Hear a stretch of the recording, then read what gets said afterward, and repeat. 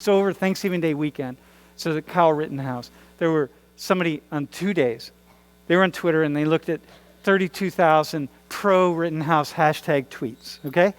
Then they saw that 29,000 of them, almost 30,000, had disabled geolocation, which is like, oh my God, like what's that about, right? And then 17,000 of those were listed as foreign, Russia, China, and the EU, like mostly, like Hungary, the Ukraine as well. Meaning that these are bots generating tweets to get us to start some kind of a civil war here. And we fall victim to it, right? Like thinking that the Trump is the hypocrite, but not Biden. You know what I mean? Or Biden's the hypocrite, but not Trump. And then suddenly we're in the middle of some kind of war here. Like, come on, man. This is like, we're being attacked. And you know who the soldiers are? The soldiers are us. When we fall victim to it, it's like you're picking up a gun and you're going after somebody else. It's like someone comes along and tells you, like, hey, go to war here, let's go. And then we say, like, all right, we'll go to war. But that's not what I actually want. I just want to show you that because, like, y'all, like, be really careful, man. But I want to go to, can you go to this one right here? Just want to tell you some good news stuff. So, the Arbery case, right? So the Arbery case, this is from the Arbery case. So Ahmaud Arbery, so this is the young man, he's young to me. He's actually not very young, but not to any of you, but he's young to me. The young man who was jogging in the neighborhood, and these three guys decide, hey, this guy's dangerous. If you don't know the story, this is down in Georgia. Hey, this guy's dangerous, and there's something going on here, and we got to go out and we got to investigate this. And so they chase him down in the streets, and they finally are, the one guy pulls a gun out, and Arbery is trying to get around him, but the guy kind of doesn't really let him around if you watch the video. And so the gentleman with the gun doesn't. So Arbery, he kind of grabs the gun because he's like, you're not going to run past this. Like, are you kidding me? I'm going to grab the gun. You're going to shoot me in the back, right? And so anyway, he gets shot and he dies. These three guys, as you all know, maybe you'd know last week, they all got convicted. So they're all three going to jail, going to prison for the rest of their lives, right? Okay. Regardless of what I think, but as I personally think they should. I didn't follow the case that closely. The only reason I'm hesitating by saying what I just said right there is because I didn't follow the case as closely as I always want to follow a case if I'm ever going to talk about it in class. But what I understood is I was like, these guys have got to be guilty, right? But here's the good news. So the governor of Georgia is a Republican. The state Senate is Republican-led. The state House in Georgia is Republican-led. They're all Republicans. First thing they did was, after Ahmaud Arbery was killed, was pass a hate crimes bill, right? Like Bill 426. First thing they did, the Republicans in Georgia passed a hate crimes bill to make which is like, all we know about Republicans, all most people know about Republicans is they're completely against anything dealing with hate crimes, and they're racist and like all that kind of stuff, right?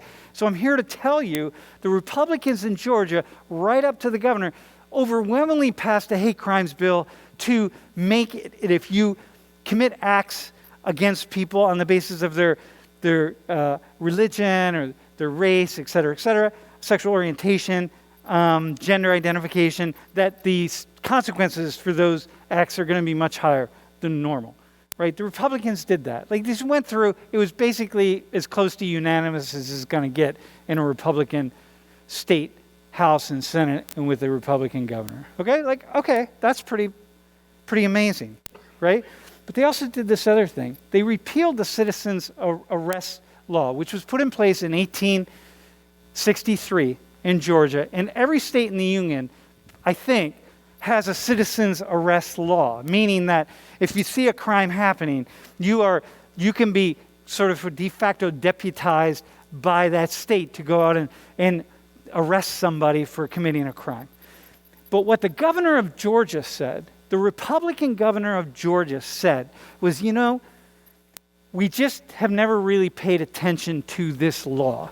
It is a racist law that was put in place during the Civil War fundamentally to empower white people to control slaves.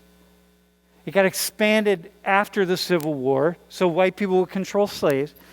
And he said it is simply a shroud to support bigotry and hate. They pushed this through to make it impossible, to make it so that, and what the governor said was, and what the head of the Republican head of the Georgia State Senate said was that so nobody, no Georgia citizen can ever hide behind this law and commit a heinous act like these three men did to Ahmaud Arbery, right? And I'm like, why isn't that? To me, I'm like, oh my God, that is. There you go. This is amazing news. Like I thought, wait, isn't the narrative that Republicans support racism and hate and so on? And here you go in Georgia, this so-called bastion of hate. It's like they can't. The Republicans can't run fast enough out front to address these two laws. And I think like this is pretty amazing. And when the governor signed it, the mother of Ahmaud Arbery was there, and it was a big deal, right? Huge deal.